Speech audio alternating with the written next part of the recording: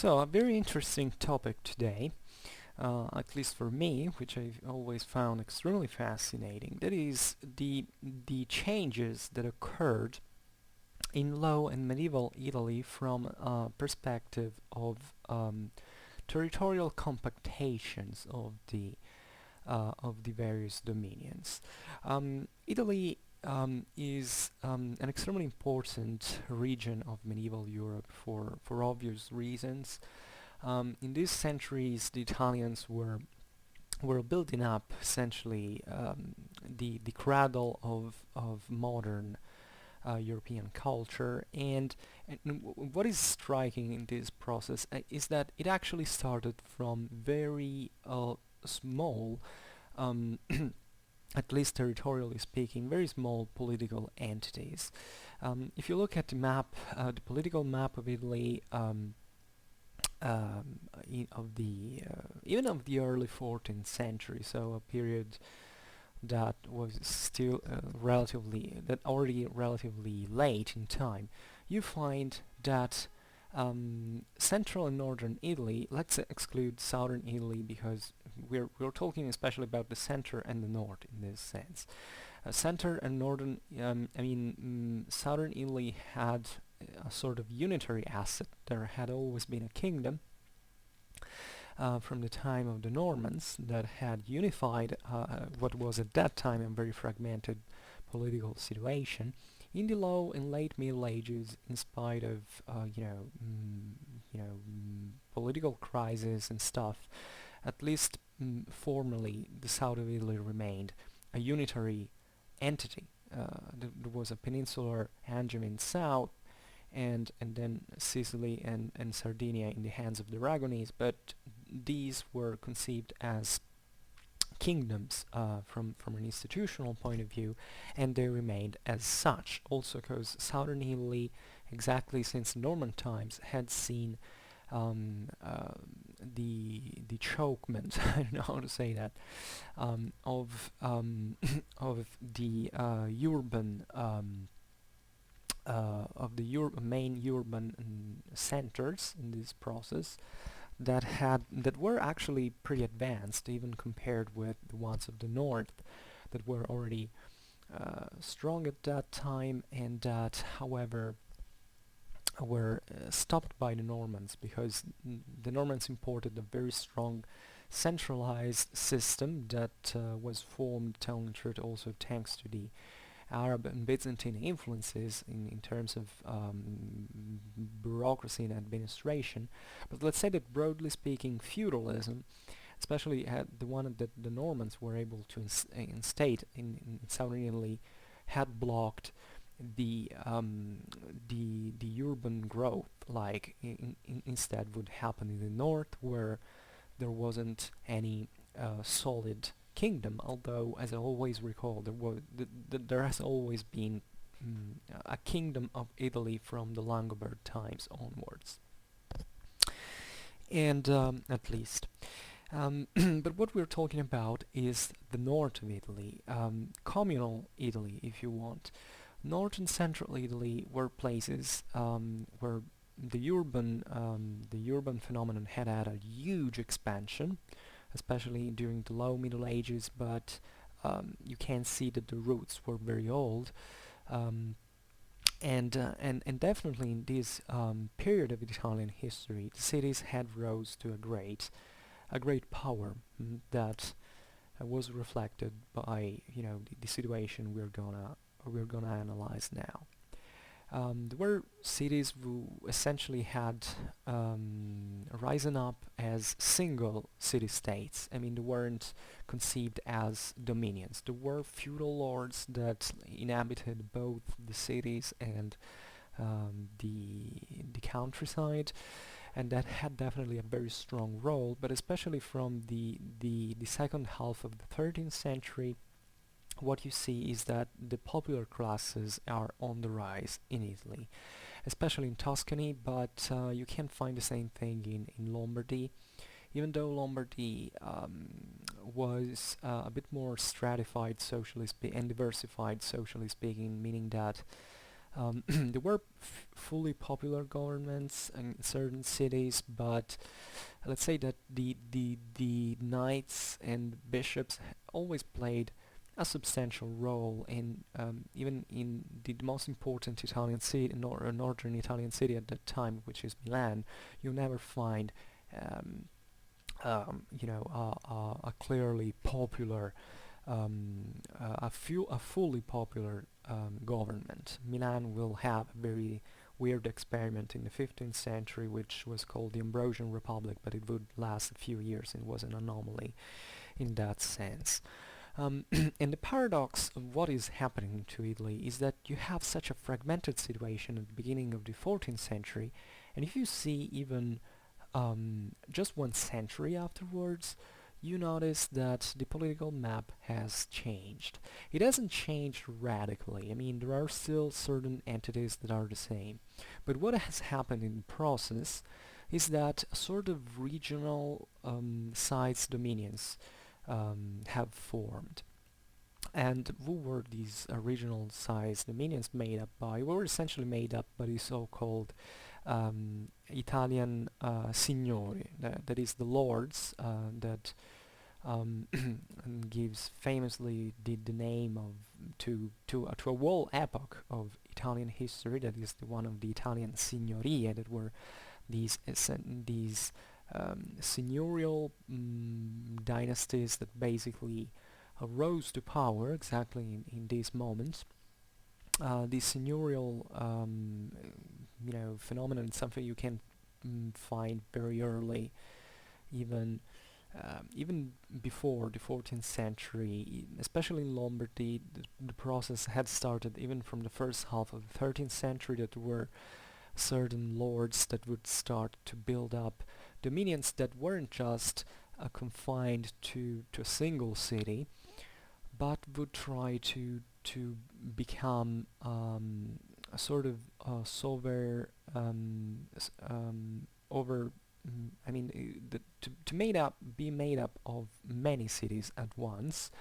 The first experiments were quite unstable because Italian cities were still very vital and autonomous, politically speaking. So these lords were really playing the roulette in a way. They were just finding the right political situation to become a regent of a certain city that maybe had very violent clashes within the citizenry, and therefore they needed a chief, like the podestà system had actually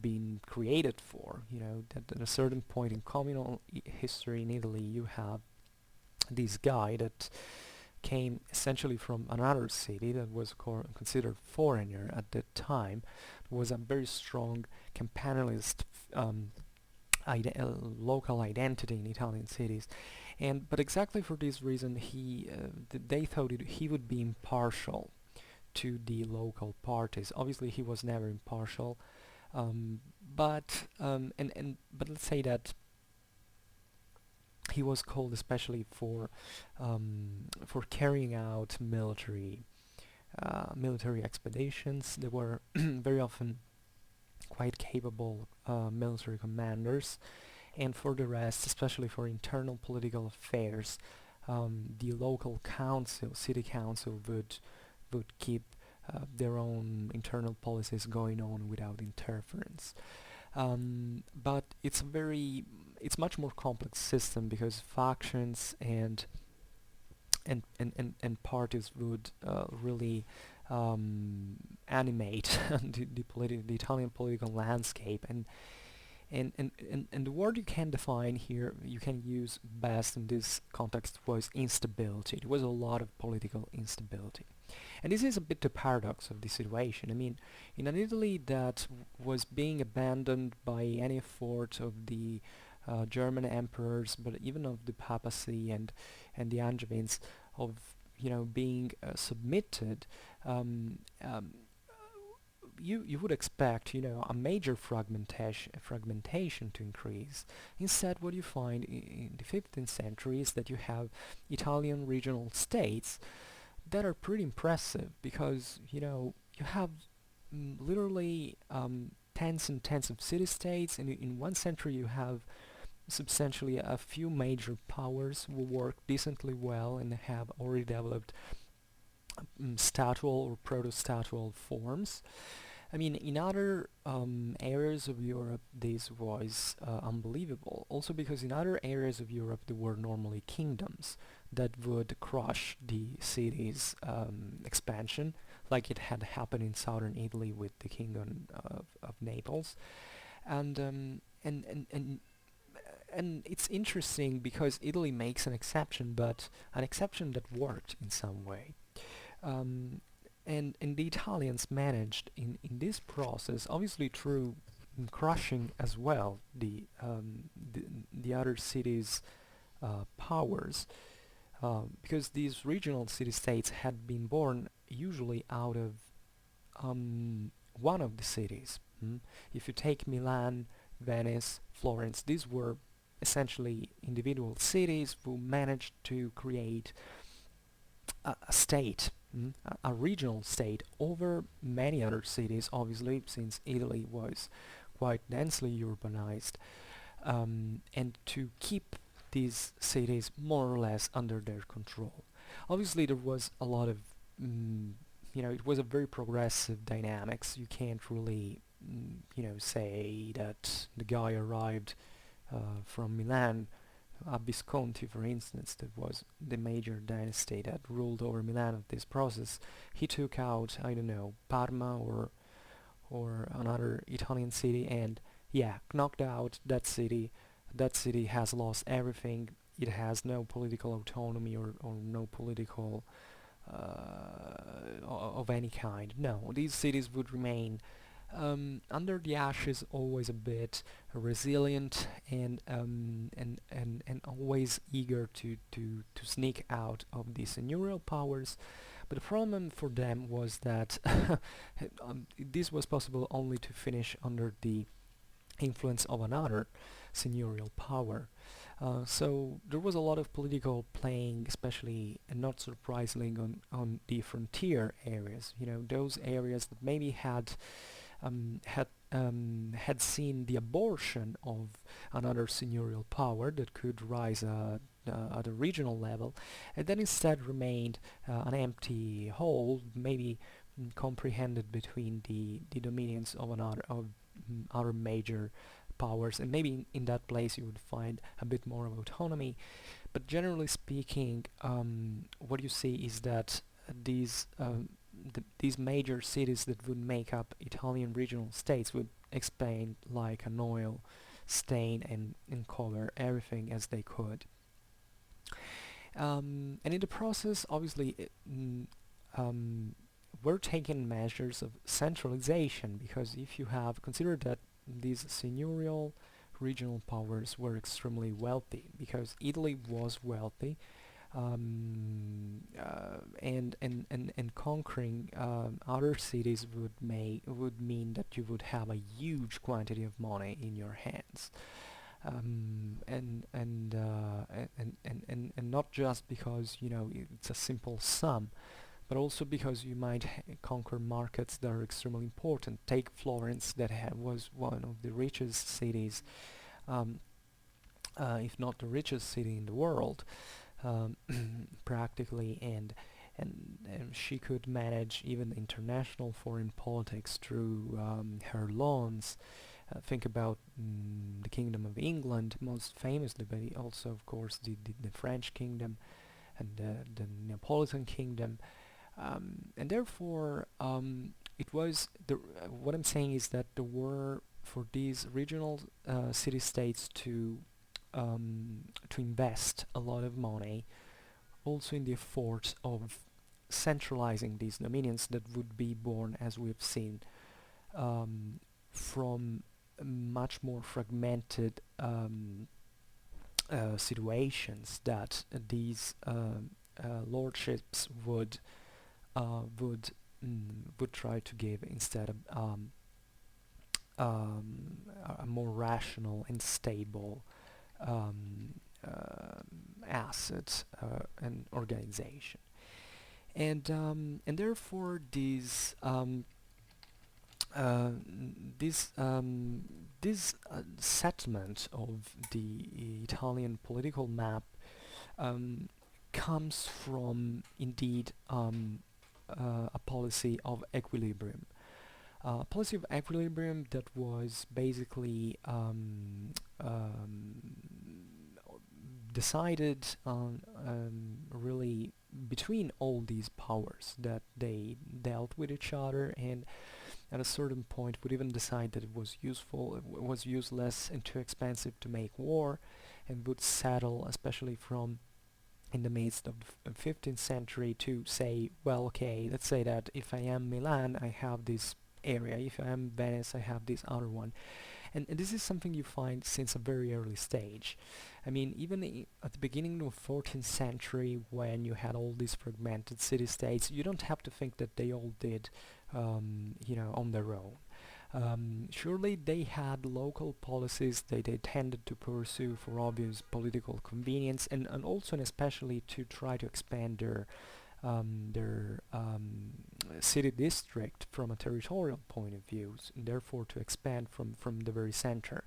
But most of the times, and at a very early age, these cities were actually in very strong contact with each other. They would make up leagues and fight together, and this is something you find all over the period. Mm. I think, for instance, when there was a common enemy, at least a common identifiable and fixed enemy, like the German emperors who tried to subdue the central and northern Italy, there were leagues that were formed, even with the support of the formerly pro-imperial sides, to kick these Germans out. Um, in which they also succeeded in many ways.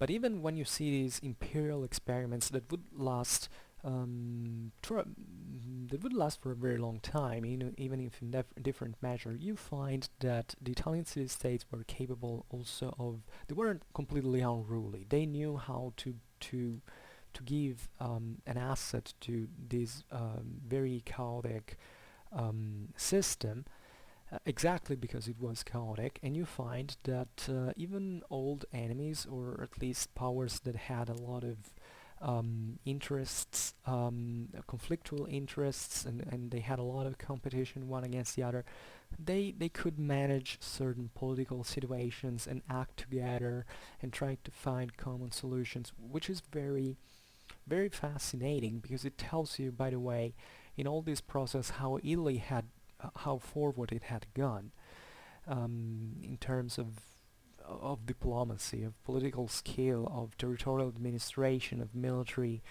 um, of military organization. And therefore, this is why this is a very interesting period, and why it should be studied more. Recently, in one of my videos, I recalled what I call the giants complex. You know, the idea that if you look at a map of medieval Europe, you tend to focus your attention, if it's a political map, on the major entities like, I don't know, France, England, Spain, or at least Castilla, or other major territorial entities. But you shouldn't be tricked by the fact that if an area looks particularly fragmented, it's not important. Italy as a whole in this time had an excruciating importance for European history in so many ways, because this is, by the way, the moment in which the Renaissance is taking place. Humanism is being born. And therefore, even if we're talking about entities that are relatively smaller, territorially speaking, first of all, we shouldn't be tricked by that and forgetting about their economical power. But at the same time, we should always get more thoroughly in what was their political progress, in their cultural progress, in their technical progress, and it's very important to analyze this area, because since it was still so changing and relatively unstable compared to other major areas of Europe that were under a dominion, a more or less stable dominion as well, instability is proper of the whole European Middle Ages, I might say.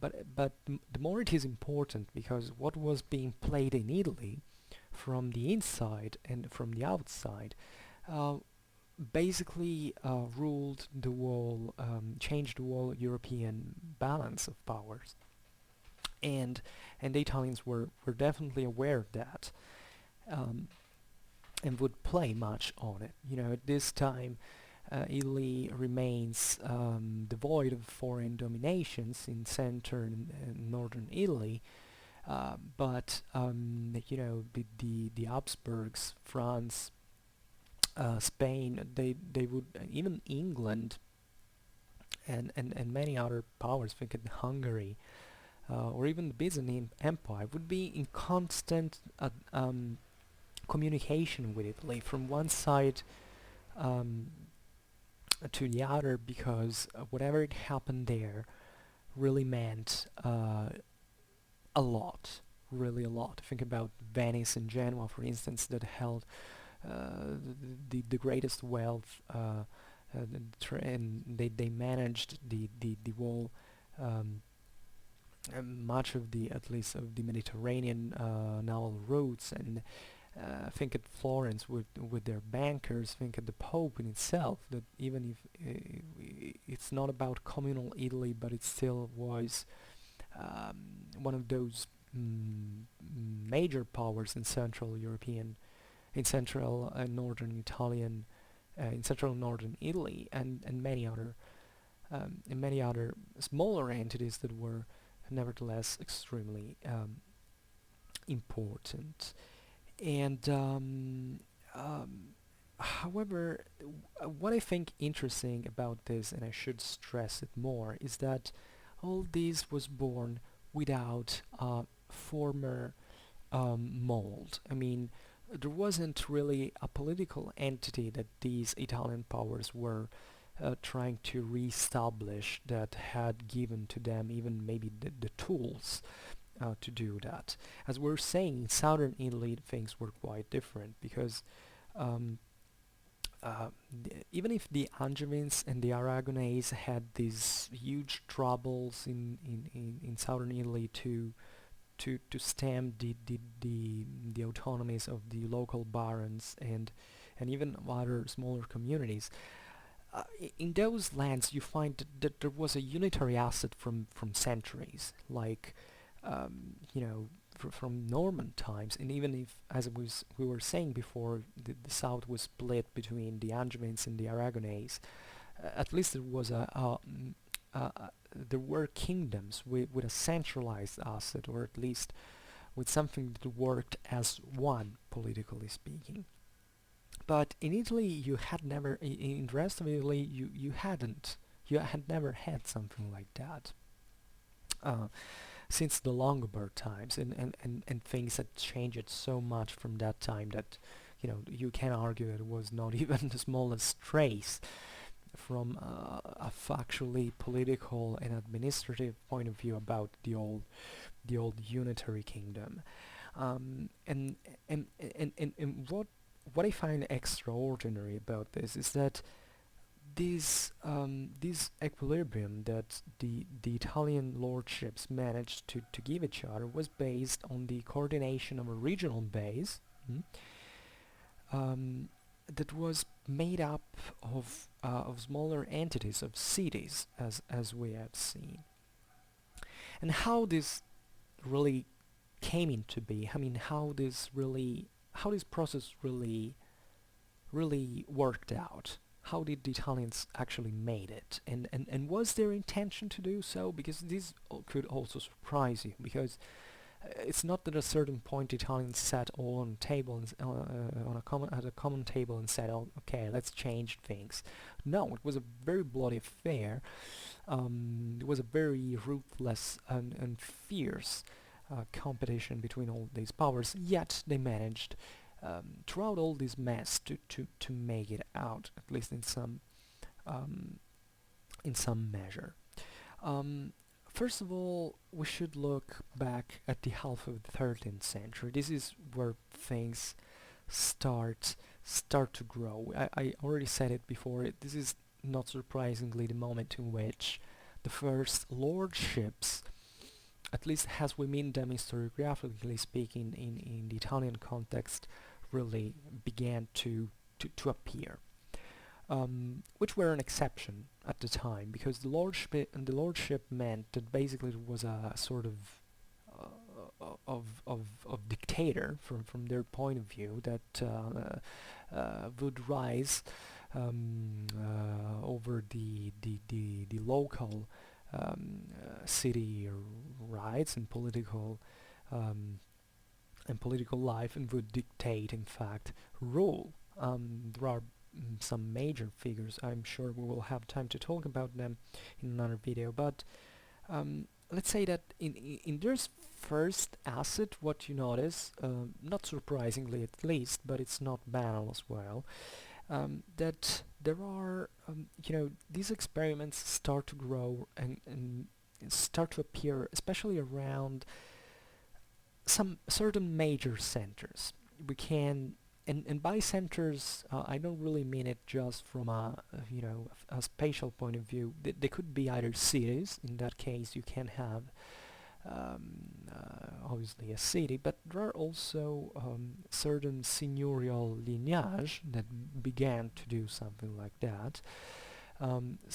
Most of them would rise from the cities themselves, but others would instead be built up on traditionally much more diversified areas. Take, for instance, the counts of Savoy. Those would start building a power that eventually would expand into Italy proper, but they were basically French, and their fortune in that case was exactly the fact that they had dominions that were across the Alps from the Italian and the French side, and they could sell well from that position. But even ecclesiastical entities, for instance, there is the famous Patriarchy of Aquileia in the northeast, although those are areas that were much more closer to the Germanic world than to the Italian world in a certain measure. And we can generally saying that that the whole thing started from communal Italy proper. Another major exception is papacy, that already existed, however, since a very long time. So we don't consider it as something new, but rather maybe something that re-strengthened its power, especially from the beginning of 15th century, but that already had at least formally a very big dominion since the beginning of this period and even before, obviously. And the interesting thing about these major centers of power is that they were in fact quite diversified overall, and they were born out of very different situations, out of very different traditions. Every city has, every city-state in Italy has its own story, and it's very interesting even to confrontate these stories to really understand how it was possible that certain powers rose at least at a similar size or a similar level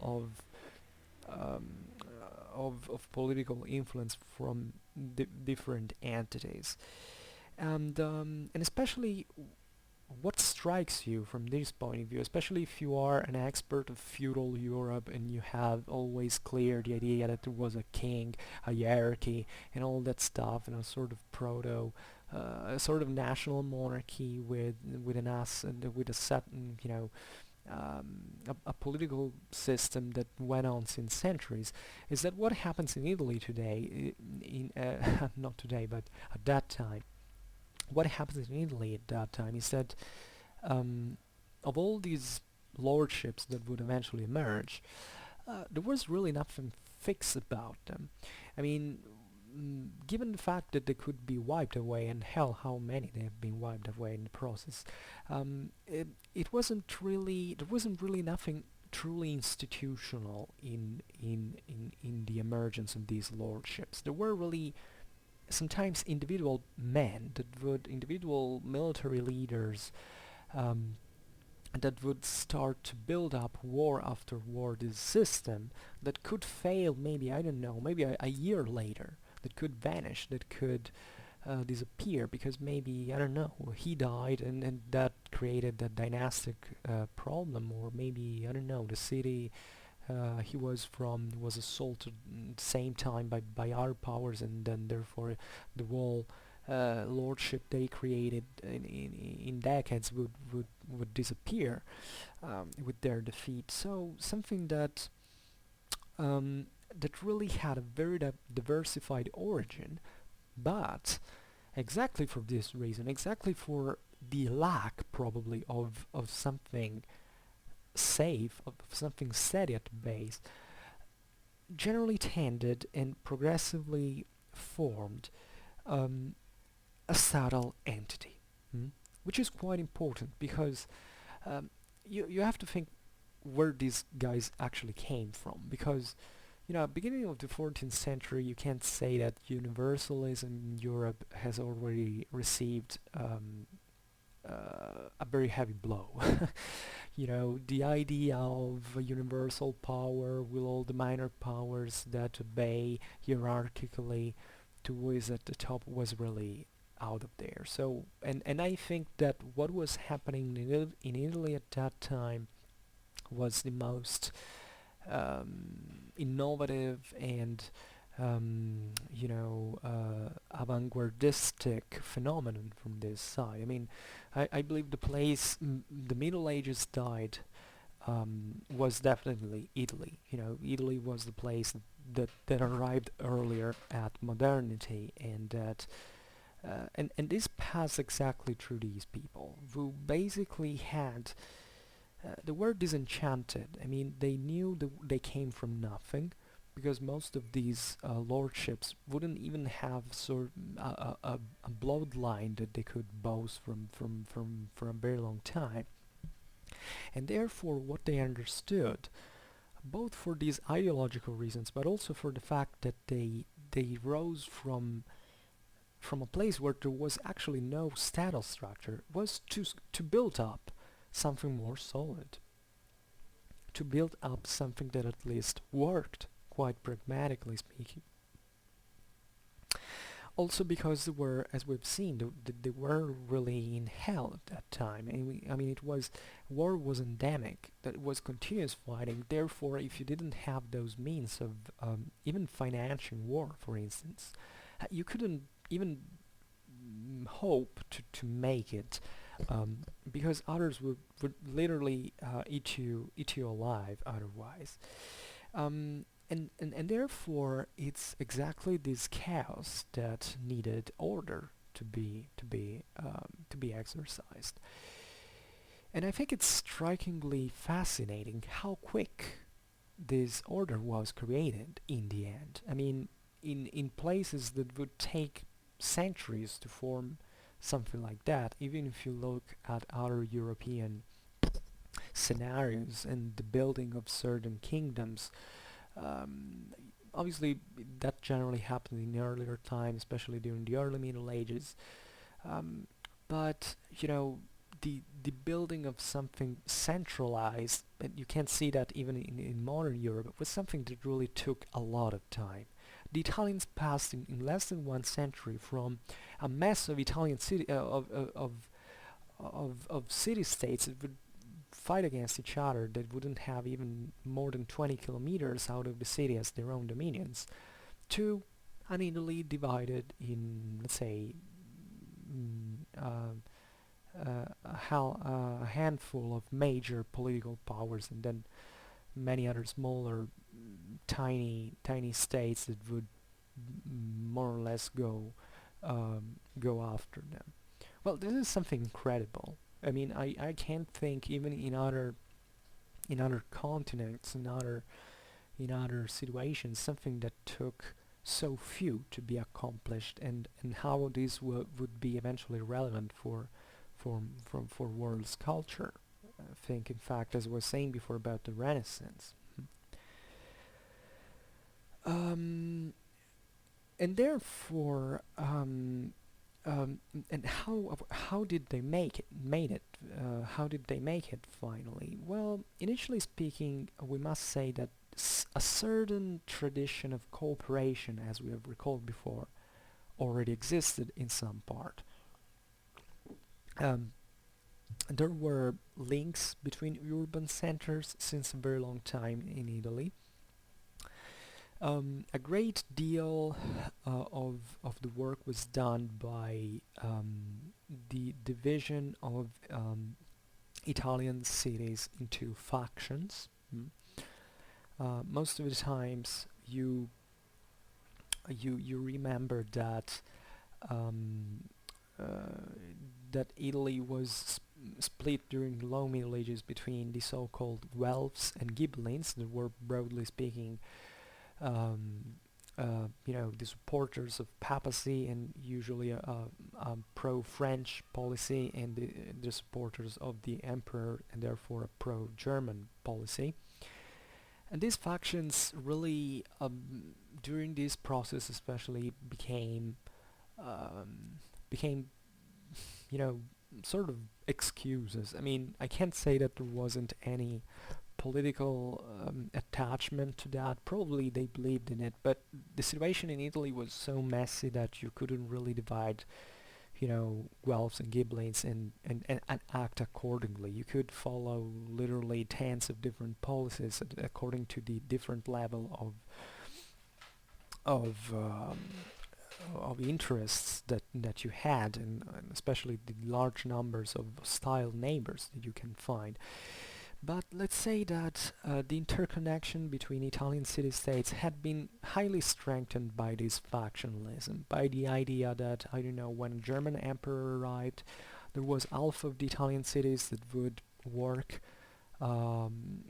within each other for supporting the emperor, and the other half of the Italian cities that would work between each other supporting the papacy, and maybe fighting together, sending troops, having a common political aim, and strengthening diplomacy and strengthening means of finance in this process. That had really helped. On the other hand, you find even the presence of a sort of feudal legacy in Italy. Italy had a relatively weak feudalism, especially in communal Italy. But the idea of, having a feudal class, or at least someone who would rise up as an aristocracy that would be privileged at talking and mediating with the emperors and belonging to this idea of, um, um, you know, of an ancient order that would recall feudalism, was still there. Not surprisingly, many lords that rose up to power in this sense were, especially in northern Italy, from the Ghibelline side, so they were backed by the emperor. Most famously, the Visconti and the della Scala, who ruled respectively from Milan and Verona, so from northwest and northeastern Italy, and also were quite close to Germany, indeed, and they also had relatives in the imperial family. Really pushed for this idea that there was even a sort of class identity. The fact that these lords would rise not from the communal civic origin that was mostly a popular class and that was generally affiliated with the papacy and the Guelph party, but would be a sort of coming back of the old feudal lords, supported by a public authority that came from the top, so from the emperor was indeed the major public authority, the major secular authority in Europe, and in the world Christendom, at least the Western one. And therefore, what did this really brought to it? It brought to the fact that certain lords would share, independently from the political affiliation, a sense, and their contrasting interests, a sense um, of belonging to their identity. You know, the idea that they would be at that level of society, and they would have a common role, common interests, and therefore even, and this would simplify things, obviously, because what these guys had tried was basically to push everybody else in the social class lower. Mm. So mm, they could find a reliable figure, paradoxically, in the same people who they were fighting against. This recalls especially the forming of feudal aristocracy in post-Carolingian Europe, when you find that there was an endemic war, just like at that time. There are many similarities, I must say. And it doesn't matter if your enemy is your enemy, but he's still a lord, damn it. And he still has your lifestyle, he still has your munificence, he still has your ethical code in a certain measure, obviously from an idealistic point of view. But let's say that lords tended to recognize each other and to intermarry within their families. Um, there was a conscience that derived from their ancient or newly acquired feudal origin, and and therefore, and what you see in this is how that this really striking is how fluid this system of alliances was, because obviously let's say that these lords had rationalized the political map of Italy, but they they would, however, still live in an extremely complex system in the heart of Europe, solicited by every possible, political variation. The idea that the foreigners outside of Italy obviously always tried, at least theoretically, to come back to Italy, conquering something at a certain point, especially the emperors that saw these Italian lords still part of their Holy Roman Empire, but also other entities like France or the same papacy that became a lordship on its own, trying to expand at a certain point to central and northern Italy and Spain. So I think it's very interesting how these alliances changed, because behind that you can understand how really the policies worked, and not just the external one but the internal one. And However, there is still a negative point about this, because you can argue that these NATO alliances and this interaction between the Italian lordships had brought to a certain form of stability. This is something you find even in local chronicles that probably were also quite subservient of these new novels, and that, however, would say after literally centuries of continuous warfare that maybe they had lost in the cities the political autonomy to these lords, but at least this lord would grant them peace and political stability, and people could even go freely out in the streets and not being involved into factional city battles and getting killed by an arrow or a stone flying from some tower. So there is a part of that, but at the same time we must say that this asset that was given to Italy really had its flaws, and this is something that would open to a much different topic, that is the crisis of Italian city-states at the end of the 15th century, after a phase of deep strengthening of their internal power, but that eventually collapsed when foreign powers entered into Italy and defeated these major Italian states.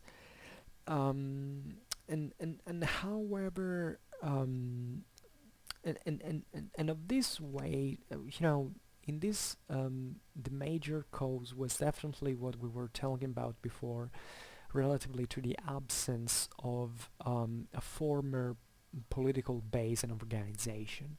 I mean, these regional city-states didn't become something that could be equated to a kingdom. I mean, the Italians didn't invent, I don't know, the Duchy of Milan and pretend that they were royalty.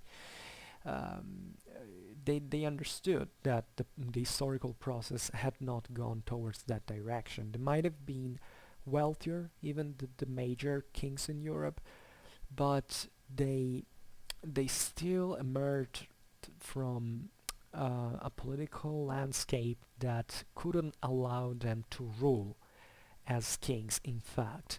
And the very base from which they had emerged is the same pattern, it's the same frame you can find at the beginning of the period we were talking about. That was all these city districts that made up the political map of Italy, and over which these states were objectively based.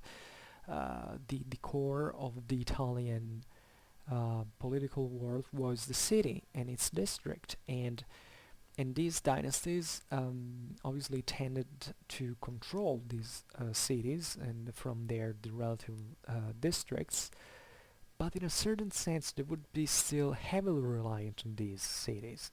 There wasn't properly a structure, a server structure that would afford, a better control.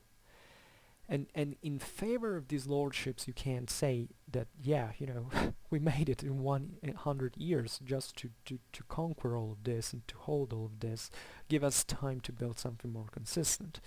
Well, then the wars of Italy arrived, and this process was brutally interrupted. But you can still argue against these Italian regional states that there was something genetic about them that couldn't make them hold. I mean, in a certain way, they were much more resemblant of a broader, merchant enterprise rather than a real state. Mm.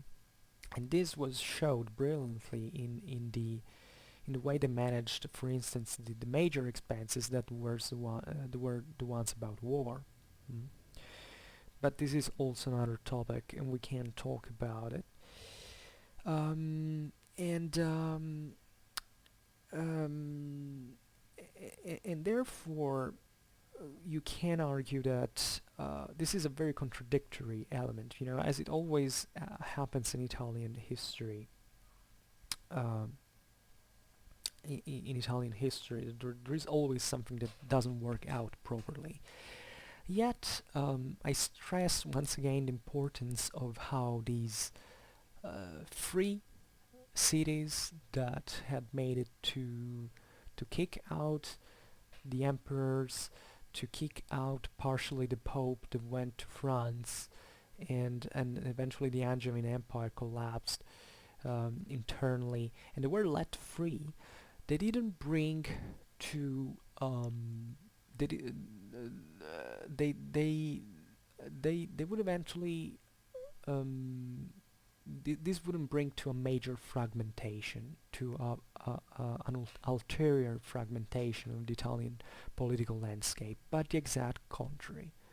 Through war, through forces that had been freed up to that point, because up to the beginning of the 14th century, there had always been some sort of strong authority that, namely the Germanic one, that had tried to put Italian cities down and would absorb in this sense their resistance and military power. At this point, these Italian cities have no restraint of all, and instead of crushing each other, destroying, everything, they still managed to build up something more consistent and to create these regional states that were extremely wealthy, extremely advanced, and extremely new in the very in the political from the political meaning of the word. Um, and and this would eventually bring to 14, especially after there was also a major passage in this that I forgot to mention. That was the Black Death. The Black Death that hit Europe in the mid of the 14th century was deeply felt in Italy. First of all, it arrived firstly from there, from Messina, from the east, because the Genoese actually brought it from with the ships, while seemingly at the siege of Caffa against the Tatars. There was chemical warfare down there, and the Genoese brought up this pandemic, and Italy was hit first. There were certain cities that weren't hit. Most famously and inexplicably Milan. Just think about all Italy hit, but Milan being spared by the plague. And this probably helped the Milanese lordship to emerge in some measure. But there was a major phenomenon that happened in Italy, and that I think to the same extent happened also in the rest of Europe. Is that the Black Death hit quite deeply the popular classes for many reasons. First of all, because they were they made up most of the population. Secondly, partly because probably the popular classes were weaker even from a physical point, a health point of view. The idea that having a scarce nutrition would make you more exposed to illnesses. So maybe if you were richer, you would be more frequently spared by the plague in a certain measure. And this brought to a very important process that was the stemming of the force of popular classes that all over Europe in the early 14th century had really risen up, even managing to defeat sometimes the feudal forces, the royal forces. Well, in Italy, probably the Black Death allowed the political forces, the popular democratic, let's say, republican classes to shrink in favor of those who were at the top. So probably the Italian lordships were quite strongly favored by the Black Death of the 14th century. And there was more in the hands of fewer, and who became the richer, the other people became poorer, and this social stratification definitely favored the construction of more rigid and steady territorial coordinations within these lords, up to the regional states that we find in Italy at the end of the Middle Ages, and that were, the most stable thing that had happened up to that point in that region, at least from the low low Middle Ages onwards. So this was a long video, but I definitely think that it was of extreme importance to talk about this topic, because what happens in Italy in these centuries is of excruciating importance, especially between the end of the 13th and the first half of the 14th century. You really see that the face of Italy changed from a political point of view. There is a compactation of territories, there is the establishment of these lordships, there is the foundation of regional states, and in parallel to this you have humanism, you have all what this implied, these cities rising in culture, in technology, in thought, in diplomacy, in law,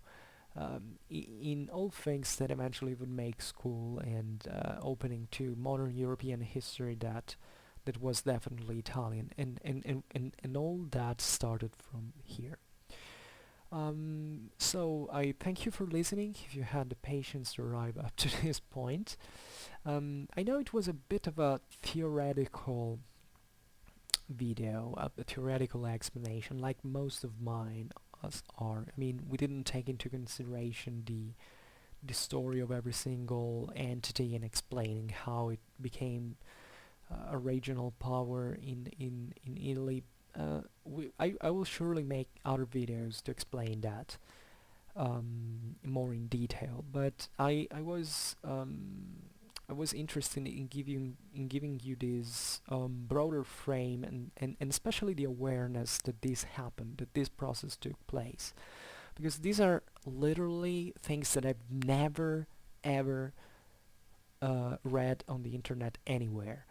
And people talk about Middle Ages in a way that I really don't understand in mass culture. And my objective through these videos is creating something different, something that can offer a broader perspective, a greater awareness, and try to make people learn and understand especially more about this period in history that is definitely one of the most interesting and fascinating, as most of you, at least for watching this video, quite likely well know.